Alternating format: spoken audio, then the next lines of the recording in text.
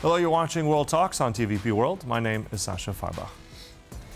If aggression pays off, it will invite more aggression. Those were the firm words of EU Foreign Policy Chief Kaja Kallas in Luxembourg on Monday at a meeting of all of Europe's foreign ministers. A clear rebuke to suggestions that Ukraine should concede territory under pressure from Washington or Moscow. With Europe set to ban Russian gas, adopt a new sanctions package, and debate the future of its own unity, we're joined now in the studio by Michal Matlak, Acting Director of the Institute for Innovation and Technology at Łukasiewicz Network, to ask whether Europe is truly ready to stand on its own. Welcome. Thanks for coming by. Good morning. I want to start with that quote, actually, from Kaja Kallas, the top chief diplomat. First of all, what do you make of it, and how really united is Europe at this point? I mean, in terms of looking at what's happening in Russia, looking at this summit that's coming up in Budapest. I'd say Europe is united, most of it. It's helped Ukraine. It has helped Ukraine for the last almost 3 years. It adopted almost 20 sanctions packages. So there is a significant degree of unity, definitely. On the other hand, obviously, we have countries like Hungary and Slovakia, which are slowing down the progress. So it's a challenge. But in a bloc of 27 countries, it's quite natural that some countries have different political views. And I'd say that all in all, Europe is united. But the question is whether this is enough to help Ukraine win the war. Mm-hmm. But at the same time, it seems like a slap in the face. I mean, this summit between Vladimir Putin, we're not sure Donald Trump will be there. Vladimir Zelensky, it's still unclear. Nevertheless, even if it does happen, the European Union not involved. It's on European soil. At the same time, we have mixed messages. On the one hand, we have some hawkish voices, including Kaja Kallas, also the Nordic countries, saying like this is not a good thing that's happening. At the same time, it's being supported. I mean, the French, Macron said yesterday this is a good thing. The German foreign minister is saying it's a good thing such a meeting is happening. The Dutch as well supportive of this. So that doesn't sound like unity to me, or how do you read it? I mean, the EU and European leaders are a bit lost, I'd say, in all this. They have to support peace initiatives. It's difficult for them to say that it's something bad. I think for them a lot depends on the outcome, and they hope. I think that that there will be some progress on peace talks. I'm not sure whether they are convinced of it. Kaja Kallas herself said that this is not a nice thing. Maybe she didn't use strong words, but definitely she wasn't happy about what's happening. And you're right, it's a slap in the face. It's a clear sign of support for Viktor Orban, who was undermining actually the European unity on Ukraine. So definitely it's a very difficult position that the EU is now in. But it seems that it can only observe what's happening in Budapest, and also, I mean, and this is important. I guess we will talk about it as well, and support Ukraine as much as possible before the summit to strengthen its position, to strengthen the position of Ukraine. I don't think Mr. Zelensky will be there. It's not likely. So definitely it will not be a very good position for Ukraine. But yes, the EU here is trying to do what's possible to strengthen this position before the meeting.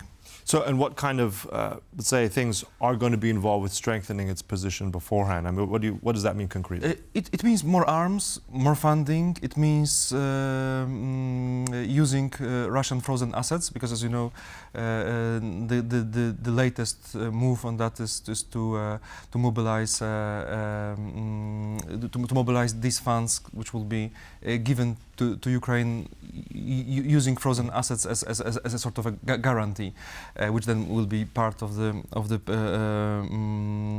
discussion about reparations. Mm-hmm. So this is another sort of strengthening, and the 19th package of sanctions. So it's, I'd say, quite a lot. It's again not a revolution. It's not easy to get a revolution here, but it's a rather bold step. Right. Now, you mentioned, I want to jump in on this. You said, Michal, about the sanctions package, the 19th package. We're almost on 20. Keeps having more, but it seems very incremental. I know that we have so many member states, but the Russian economy is still running. Donald Trump has even said positive things about it at this point in time. We have mixed data, but at the same time, are we really biting with these sanctions, or is it just, are we sanctioning for symbolism? Which is it? as you said, there are mixed opinions about Russian economy, and it's not doing very well.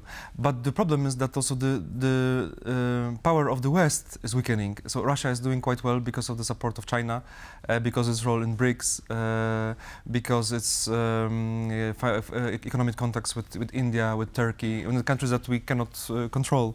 So that's the reason. But I'd say that these 19 sanction packages made a change, made a difference for Russia. Its economy is not doing that well. Prices are high. Obviously, the hope of those who are imposing sanctions is that Russian society will turn against the president, and it's not happening at the moment. But with this kind of processes, you never know, and it's definitely making Russian president's life more difficult, and economists in general agree that the state of Russian economy is not very good. Obviously, thanks to China and other BRICS countries, it can function still for months, maybe even years, but it's very difficult. But let's also talk about a little bit other countries of unity. Macron has also announced that there will be another meeting of the Coalition of the Willing. That's going to be taking place in London on Friday. Macron is very much wants to be involved in all this, very much been more of a closer ally to Kyiv. What do you think concretely will come out of this? Is this yet another signal Europe has to do? I mean, we've been talking about this for a month. Europe has to do more. What do you expect of that meeting on Friday? Again, most likely it won't be a revolution, but it's a sign to show that European countries are ready to be part, also militarily, of the ceasefire agreement. And it's a sign that Europe is not losing interest in it. And two European nuclear powers, meaning France and the UK, are leading it. So it's not nothing, I'd say. So it's a clear sign that Europe is trying to do what is possible. Unfortunately, we are not leading these negotiations. We are not playing the major role, but we are not unimportant, I'd say, in all that. So this is a sign of it. Right. I mean, we've talked about peacekeepers, European peacekeepers in Ukraine if the ceasefire would be declared. Is that back on the table? Do you think that's something that can realistically happen? That was kind of something that was agreed upon by some. Poland said we're not going to be sending anyone. So is that something concretely we might hear of? What do you make of it? I'm not sure if you're going to hear about it on Friday, but definitely it is on the table. I think that especially France and the UK are aware that this will be needed in case Europe wants to have a role in all that. That's why the French president proposed it. I know that for the majority of European countries it's not easy because the European armies are in general in a kind of not the best shape, so to say, but also they are working on it. And I think yes, definitely this is on the table and this will be part of the discussion. I want to loop back also to the reports from the Financial Times yesterday, and very much what we heard about in that meeting between Zelensky and Trump in the White House. Very much Trump pushing Zelensky to saying, look, you got to accept this deal, whatever terms Putin is pushing will be destroyed. I mean, how much does those kind of words coming from a close ally of Europe, how much does that shake Europe's faith in America at this point? If I'm not mistaken, President is declined to confirm his words, but yes, obviously we don't know what happened there. It's definitely not, if this is true, it wouldn't be a good sign, and there were many other signs that the US is not thinking about Europe's interest. But at the same time, it was not a surprise. It's yet another sign that the EU and European countries have to think seriously about its defense. And I think this is happening. Whether we are successful in it and how far can we go, this is another question. But definitely, here we observed a revolution since the beginning of the full-scale invasion. Europe became, the EU especially, an actor here. It will still need a few years to become a full-fledged security actor, and it will still take a few years for European countries to build a real European pillar of NATO. But this is the only right reaction, and this reaction is happening. What's also happening, you said also about security for Europe. Let's talk about energy security as well, jumping back to what was discussed also yesterday on European energy ministers, looking at this idea, this ban of gas, of Russian gas in Europe. I mean, there's still a lot of imports coming in from Russia. I mean, what about this timeline? Is this achievable? I mean, we still have holdouts like Hungary, like Slovakia. How feasible is this? What do you make of that? Well, this has been part of the discussion since years. So according to my knowledge, the Commission has thoroughly negotiated and discussed it. So I'd say that banning gas until I think 1st of January 2028 is possible, and the roadmap seems to be rather realistic, I'd say. The problem is here that oil is not included also, so we will still fund the war machine, so to say. So this is not yet the kind of the last step to stop it. It will still be happening.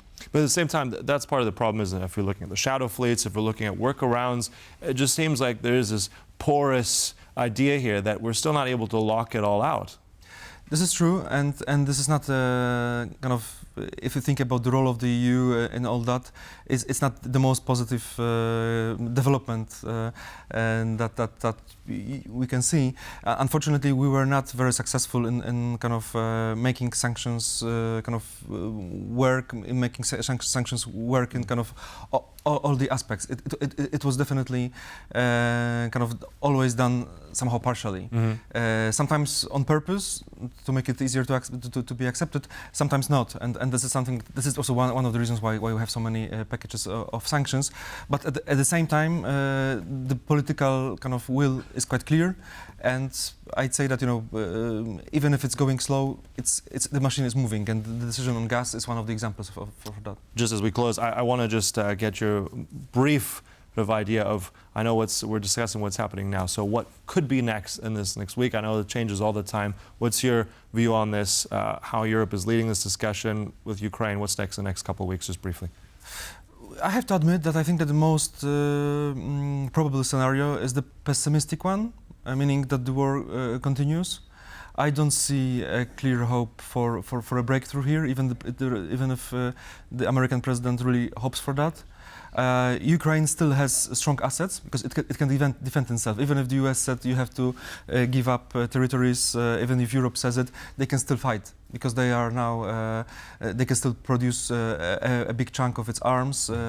They have the spirit, so to say. It's obviously very difficult for them, but they can continue doing that.